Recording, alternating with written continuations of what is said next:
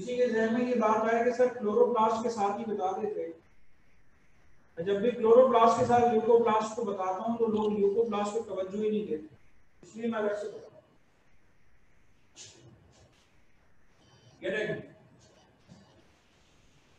मैं आपको फंक्शन नहीं बता रहा, ल्यूकोप्लास्ट का आपको डायग्राम बना के दिखा रहा हूँ, आप खुद ही फंक्शन सजेस्ट करिएगा कि ये क्या करें।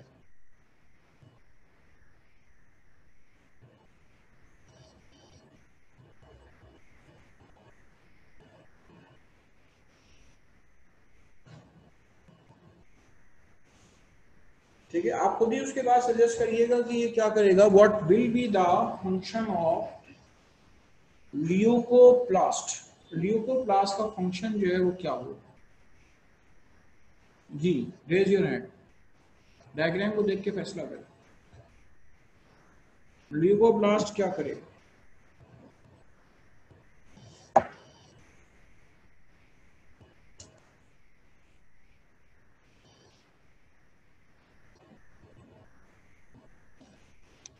अली मोहम्मद नासिर, तुम गाओ।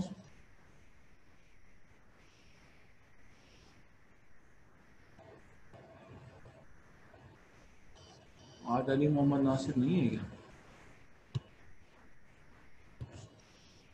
हाँ तो ये आप बता दो सर। ये स्टोरेज ऑर्गेनल है, स्टोर करेगा प्रॉपर तरीके से, ये समझ में आया जी। क्या? Storage found in the cells of storage organs, बात समझ में आती है? क्या करता क्या है? सर ये स्टार्च, लिपिड और प्रोटीन को स्टोर करता है। Conversion of glucose into starch, ठीक है, ये ग्लूकोज को स्टार्च में कन्वर्ट करता है। आप देखें फोटोसिंथेसिस के जरिए जो चीज बनती है वो ग्लूकोज बनता है, वो ग्लूकोज पत्तों में बनता है, और वो आलू नीचे जो लगे हुए नजर आ रहे हैं जो जमीन के अंदर मौजूद हैं, वो ग्लूकोज नीचे आलू तक भेज दिया जाता है। जब वो ग्लूकोज नीचे आलू तक भेज दिया जाता है तो वहां पे जाके क्या होगा, वहां पे जाके ग्लूकोज जो है ये अब आपके पास स्टार्च में कन्वर्ट होगा, ठीक है, this will convert into starch, ठीक है। अब ये क्या होगा, ये स्टार्च में convert, conversion of glucose into starch, ये आपके पास ल्यूकोप्लास्ट का काम है, ठीक है।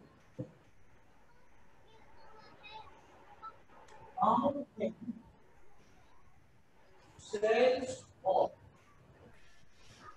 storage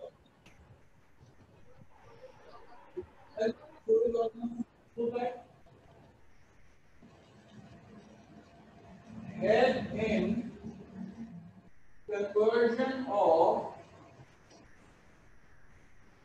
glucose into starch, ठीक है, ये ग्लूकोज को स्टार्च में कन्वर्ट कर दो। चलें, ये ल्यूकोप्लास्ट का काम हो गया। इसके बाद आइए further, next to it is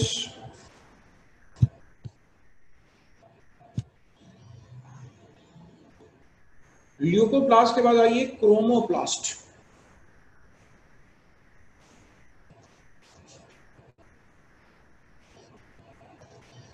chromoplast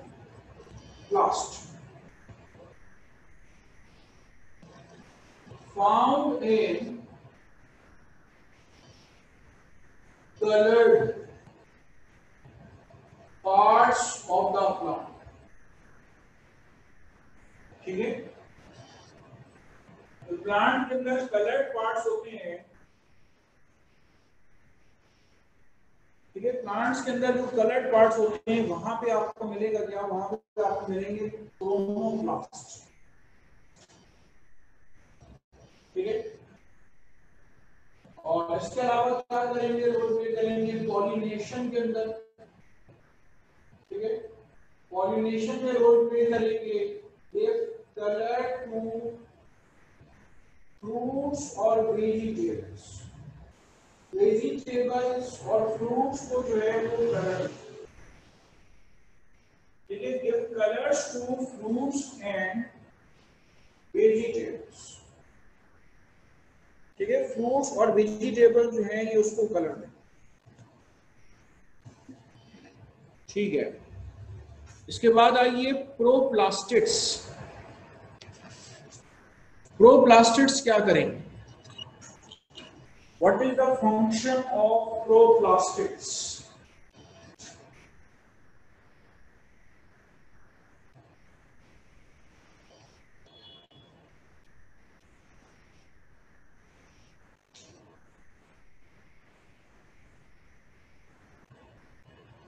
ठीक है, what is the function of proplastids?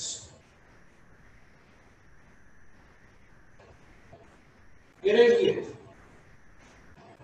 ये आपके पास कुछ सेल्स हैं, इस सेल्स कहलाती हैं मेरिस्टेमेटिक सेल्स। मेरिस्टेमेटिक सेल्स आपको पता है अभी नए बने हुए सेल्स होते हैं जो भी डिवाइड होकर फॉर्म हुए हैं, इनके अंदर आप क्लोरोप्लास्ट ढूंढेंगे तो आपको क्लोरोप्लास्ट वगैरह नहीं मिलेंगे, बल्कि इनके अंदर अगर आप ढूंढेंगे तो प्लास्टिड्स आपको अर्ली फॉर्म में मिलेंगे, तो वो क्या कहलाएंगे? वो कहलाएंगे प्रोप्लास्टिड्स।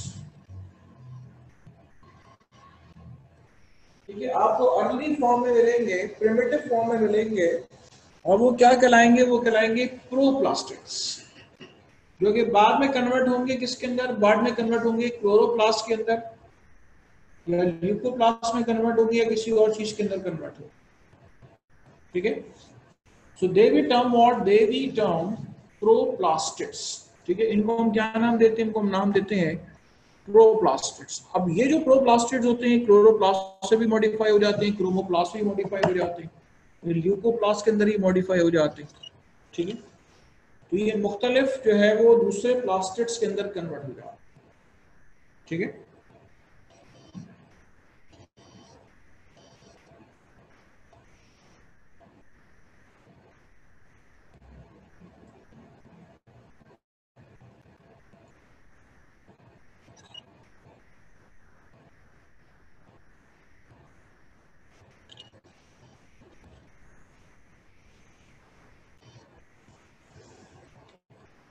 चलें, ये हो गई बात आपसे मेम्ब्रेन बाउंडेड ऑर्गेनेल्स के बारे में।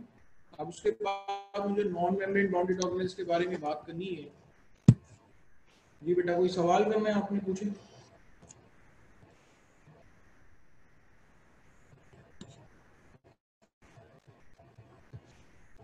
No sir, by mistake raised the hand.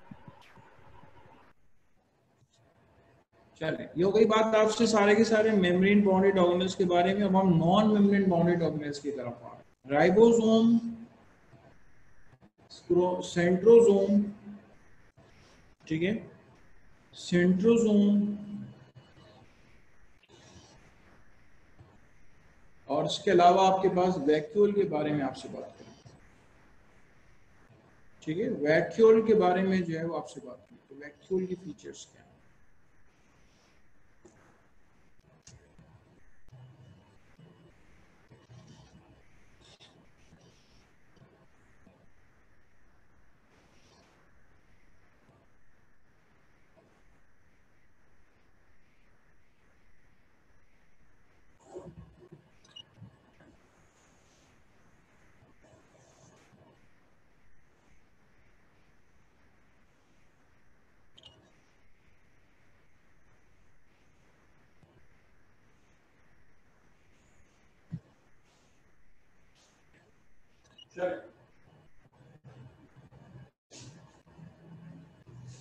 Non membrane bounded organelles.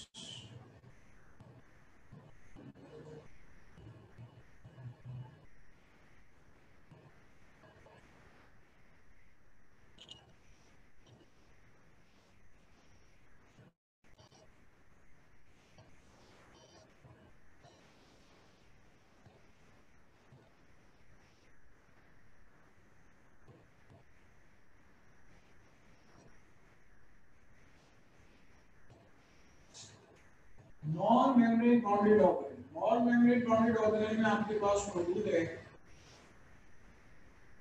Ribosomes.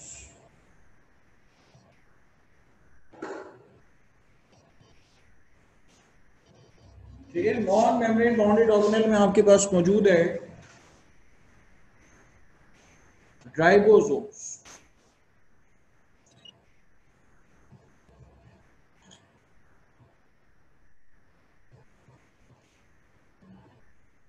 Ribosome के बारे में सुन लें कि राइबोसोम में तकरीबन 50 डिफरेंट टाइप्स के प्रोटीन्स मौजूद हैं और इसके दो यूनिट्स होते हैं, स्मॉलर सब यूनिट और लार्जर सब यूनिट। ठीक है, राइबोसोम को हम प्रोटीन फैक्ट्रीज का नाम देते हैं।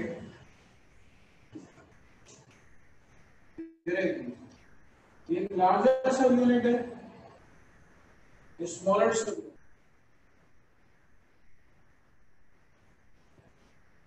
This is smaller subunit and this is larger subunit.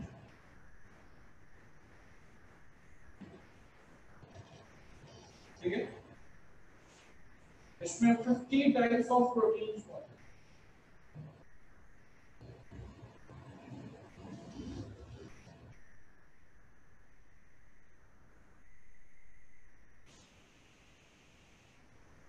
ठीक है, 50 टाइप्स ऑफ प्रोटीन्स मौजूद है। It has 50 different types of proteins.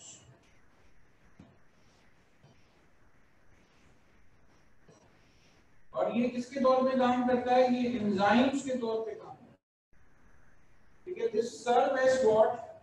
This serve as enzymes. देखिए, आपने सेकंड ईयर के अंदर पढ़ा है कि मैसेंजर आरएनए आता है यहाँ पे, फिर यहाँ पे आपके पास ट्रांसफर आरएनए आता है, अपनी कवर के ऊपर अमीनो एसिड लेकर आता है, अमीनो एसिड आपस में जुड़ना शुरू होते हैं। ठीक है, अमीनो एसिड आपस में जुड़ना शुरू होते हैं, पूरा धागा बनता है, पॉलीपेप्टाइड चेन बनती है। ठीक है, there is the formation of polypeptide chain of amino acids. ठीक है, polypeptide chain of amino acid जो है उसकी फॉर्मेशन होती है। ठीक है, तो राइबोसोम खुद 50 मुख्तलिफ प्रोटीन से मिलकर बनता है। लार्जर सब यूनिट है, स्मॉलर सब यूनिट है। इसमें और तलब बात यह कि लार्जर सब यूनिट में जो आपको अमीनो एसिड्स नजर आ रहे हैं, ये अमीनो एसिड्स आपस में पेप्टाइड बॉन्ड की फॉर्मेशन करते हैं। ठीक है, इनके दरमियान इस तरीके से पेप्टाइड बॉन्ड की फॉर्मेशन है। पेप्टाइड बॉन्ड बनाने में कौन मदद देता है? ये लार्जर सब यूनिट जो है इसमें मदद देता है। ठीक है, जो लार्जर सब यूनिट आपको नजर आ रहा है, ये लार्जर सब यूनिट जो है इस पेप्टाइड बॉन्ड बनाने में मदद देता है। ठीक है, it helps in the formation of this peptide bond. ठीक है, ये पेप्टाइड बॉन्ड बनाने में मदद देता है। चलें, तो राइबोसोम्स का काम क्या है? दे सर्विस प्रोटीन फैक्ट्रीज। जो भी मैसेंजर आरएनए न्यूक्लियस से आता है उसके मुताबिक पूरे प्रोटीन को, पूरी पॉलीपेप्टाइड चेन को बना देना, ये किसकी जिम्मेदारी है? राइबोसोम की जिम्मेदारी है। ठीक है,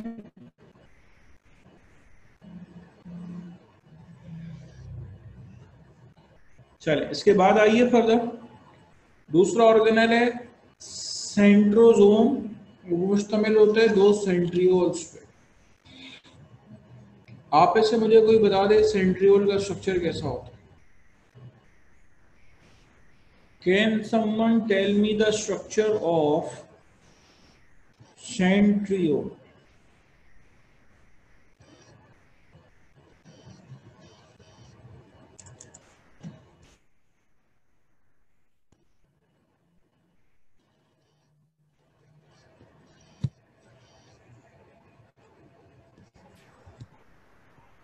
सेंट्रियोल्स होते हैं वो रॉड शेप्ड होते हैं और ये पेयर्स में ज़्यादातर होते हैं, और हर सेंट्रियोल जो होता है वो 9 ट्रिपलेट्स ऑफ माइक्रोट्यूब्यूल से बनकर मिलके बनता है। एक माइक्रोट्यूब्यूल का बना हुआ होता है। माइक्रोट्यूब्यूल खुद किसका बना होता है? माइक्रोट्यूब्यूल जो है वो ट्यूबुलेंट प्रोटीन से मिलके बनता है। ठीक है, माइक्रोट्यूब्यूल ट्यूबुलेंट प्रोटीन से मिलकर बनता है।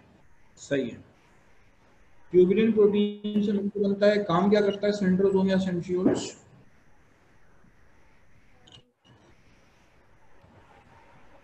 ये सर ये जो होते हैं ये ड्यूरिंग होते हैं ड्यूरिंग सेल डिवीजन में जो होता है ये न्यूक्लियस पोल्स पे चले जाते हैं और वहाँ पे क्रोमोसोम को अट्रैक्ट करते हैं और उनको डॉटर न्यूक्लियाई में डिवाइड करते हैं। ठीक है। During the cell division, they move towards the poles, which help in pulling chromosome. Generate spindle fiber, which help in pulling chromosome towards the poles. ठीक है।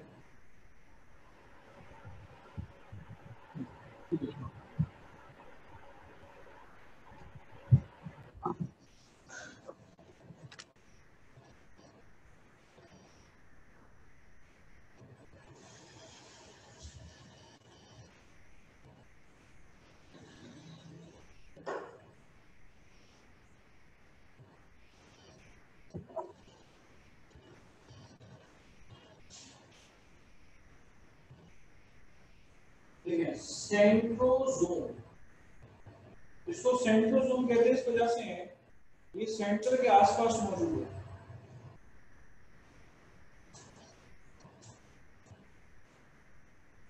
और ये दो सेंट्रियोल से मिलकर बनते हैं।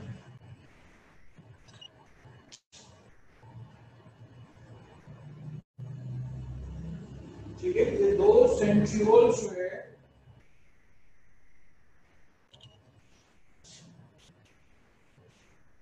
दो सेंट्रियोल से मिलकर बनते हैं। एक सेंट्रियोल के बारे में अगर बात की जाए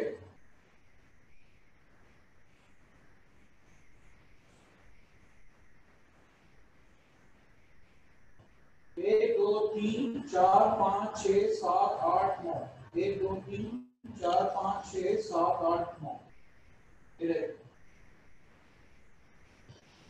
आपको 9 पैरेलल ट्रिपलेट्स मिलेंगे।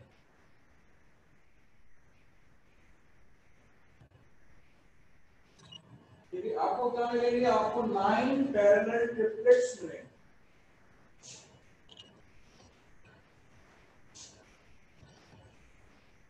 Nine parallel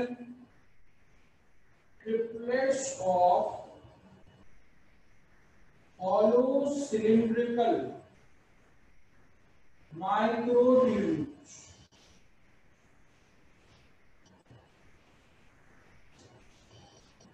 ये एक सेंट्रियोल का स्ट्रक्चर है। मैंने इनसे पूछा कि एक माइक्रोट्यूब्यूल में क्या मौजूद होता है, तो माइक्रोट्यूब्यूल में आपके पास ये ट्यूबुलिन प्रोटीन होता है। ठीक है, they consist of tubulin protein. ठीक है, ये ट्यूबुलिन प्रोटीन पे मुश्तमिल होता है।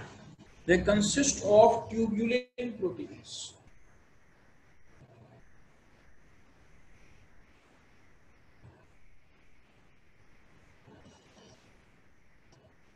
चले, क्या करेगा सेंट्रोसोम या सेंट्रियोल? सेल डिवीजन हो रही है, सेल डिवीजन के दौरान ये अपोजिट पोल्स पे मूव करेगा, इससे स्पिंडल फाइबर्स निकलेंगे जो क्रोमोसोम से आगे अटैच हो जाएंगे। ठीक है, जो क्रोमोसोम से आगे अटैच हो जाएंगे।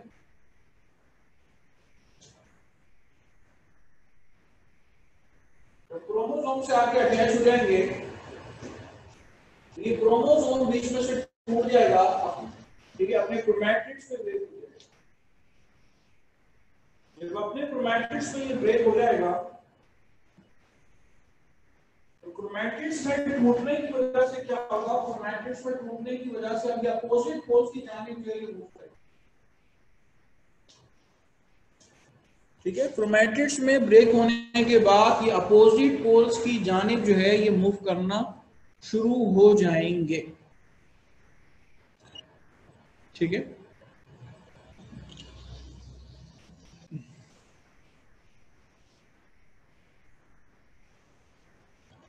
चले, ये इसका काम सिर्फ और सिर्फ एनिमल सेल में होता है, प्लांट सेल में नहीं।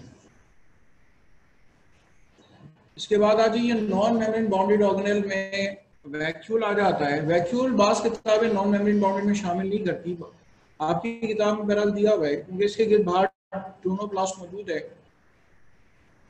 दोनों ब्लास्ट को ट्रू मेम्ब्रेन कंसीडर नहीं करते, इसलिए इसको नॉन मेम्ब्रेन बाउंडेड में शायद डाला है इन्होंने किताब वालों ने।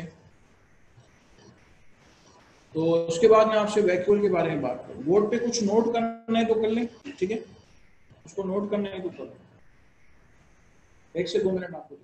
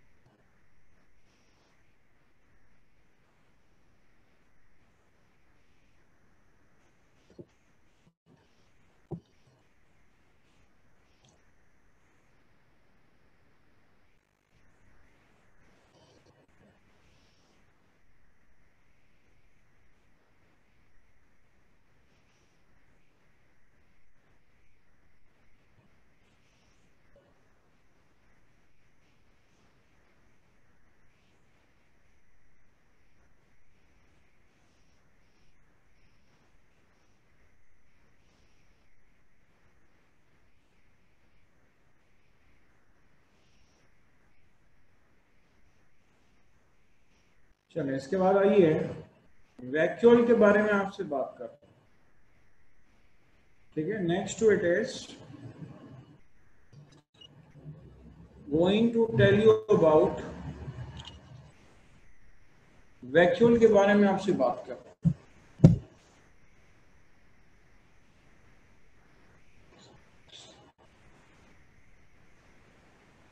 वैक्यूल जो ट्रू वैक्यूल है वो प्लांट सेल की फीचर के अंदर आता है। बहुत स्टूडेंट्स ये सवाल करते हैं कि वैक्यूल जो है वो किस किस में मौजूद होता है। देखिए वैक्यूल जो है वो प्लांट सेल में होता है, जो ट्रू वैक्यूल। अब प्लांट सेल में हर एक में नहीं हो सकता, मेरिस्टेमेटिक सेल में वैक्यूल नहीं होता। सेकेंड ईयर के अंदर ये चीज आप ऑलरेडी पढ़कर आ रहे हैं, ठीक है। सेकेंड ईयर के अंदर ये चीज जो है वो आप पढ़कर आ रहे हैं कि वैक्यूल जो है वो हर एक में मौजूद नहीं है, ठीक है।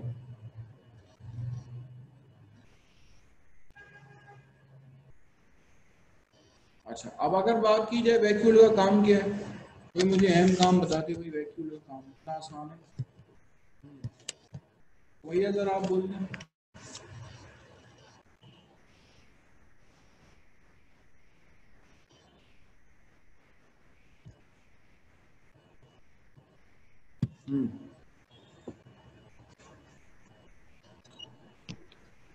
जी सर। हाँ बेटा, वैक्यूल का काम बताओ क्या करता है। सर वैक्यूल में सेल सैक होता है, जो फ्लूइड होता है उसके अंदर पिगमेंट्स होते हैं, एंजाइम्स होते हैं, कभी कभार हाइड्रोलाइटिक एंजाइम्स होते हैं, इसलिए उसको कभी कभार जो है हम लाइसोसोम्स भी कहते हैं। और ये ऑस्मोटिक प्रेशर जो होता है सेल का उसको मेंटेन करता है। Osmotic pressure, turgor pressure. जी sir, turgor pressure. Turgor pressure कब, टर्गर प्रेशर जो है वो प्लांट सेल में, this is because of what, this is because of a vacuole, ठीक है। टर्गर प्रेशर जो है वो किसी वैक्यूल की वजह से होता है, ठीक है। चलिए, और इसके अलावा और कुछ बताइए जो वैक्यूल के बारे में आप बता सकते हैं। अगर पौधे के अंदर पत्ते आपको बिल्कुल खड़े हुए नजर आ रहे हैं, प्रॉपर पोजीशन में नजर आ रहे हैं, तो वैक्यूल, इसका मतलब ये है कि बड़े हैं उसके अंदर। और अगर वो फ्लैसिड हो गए वैक्यूल्स, तो फ्लैसिड होने की वजह से क्या होगा, पत्ते जो है पौधे के अंदर आपको मुरझाए हुए नजर आए, ठीक है। पत्ते जो है वो आपको मुरझाए हुए नजर आएंगे अगर उसके वैक्यूल जो है वो आपके पास क्या हो गए, उसके वैक्यूल जो है वो आपके पास फ्लैसिड है, ठीक है। चलें, और उसके अलावा और ये प्लांट डिफेंस में हेल्प करता है। बिल्कुल सही है। आपने कहा कि प्लांट सेल में तो लाइसोसोम होते नहीं है, तो उसके अंदर हाइड्रोलाइटिक एंजाइम्स होते हैं। हाइड्रोलाइटिक एंजाइम्स होते हैं यानी कि they also serve as lysosomes. और इसके अलावा आपके पास इसके अंदर पिगमेंट्स भी मौजूद होते हैं, जिसकी वजह से पिगमेंट्स की मौजूदगी की वजह से मुख्तलिफ कलर्स वगैरह भी दे रहे होते हैं। बिल्कुल सही है, ज़बरदस्त। और ठीक है, क्लोरोप्लास्ट मौजूद है। ठीक है, तो ये तीसरा नॉन मेम्ब्रेन बाउंडेड ऑर्गेनेल आपके पास ये है। ठीक है, यहाँ लिखा हूँ, कोई ज्यादा लंबी चौड़ी बात नहीं है। ये वैक्यूल,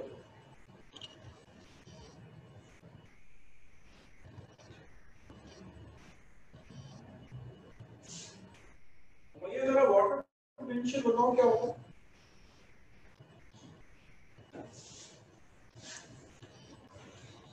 वाटर पोटेंशियल क्या होगा, चलिए नहीं, कोई भी बता दे। मुझे जरा वाटर पोटेंशियल बताओ क्या होता है।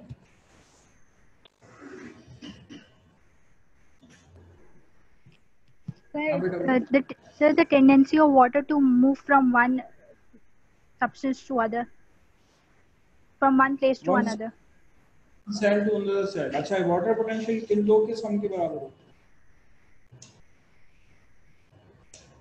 सर ये नहीं पता।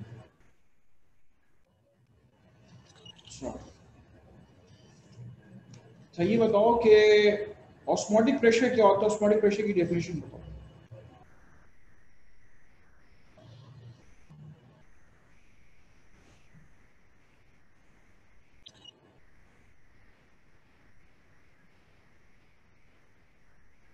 ऑस्मोटिक प्रेशर क्या होता है। सर ऑस्मोटिक प्रेशर ये जो कि उसके अंदर सॉल्वेंट यानी कि लिक्विड कितना है और सॉल्यूट कितना है, उसका प्रेशर, जो लिक्विड प्रेशर एग्जर्ट करेगा वो ऑस्मोटिक प्रेशर होगा। नहीं,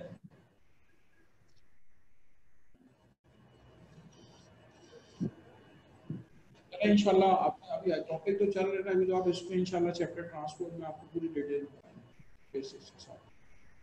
क्लास का टाइम खत्म हो रहा है, यहाँ तक कोई और बात किसी ने पूछनी है तो पूछ लीजिए। ठीक है, पढ़ के आए, सेल चल रहा है। ठीक है, पहले से पढ़ कर आए। जी सुमैया, सवाल करना है आपने। Yes sir. पूछिए। सर जो वैक्यूल को और साइटोप्लाज्म को मेम्ब्रेन अलग करते हैं उसको हम स्टोनोप्लास्ट कहते हैं, तो फिर हम मतलब फिर वैक्यूल को हम नॉन मेम्ब्रेनस ऑर्गेनल्स क्यों कह रहे हैं? आपकी किताब वालों ने कहा है, लेटर लिखे हैं किताब वालों को, उन्होंने क्यों कहा, मैंने किसी और किताब में लिखा हुआ नहीं देखा, यहीं पे देखा है बस। आपकी किताब में देखा, एक लेटर लिखी दे आज, आज हो ही जाए। ठीक है,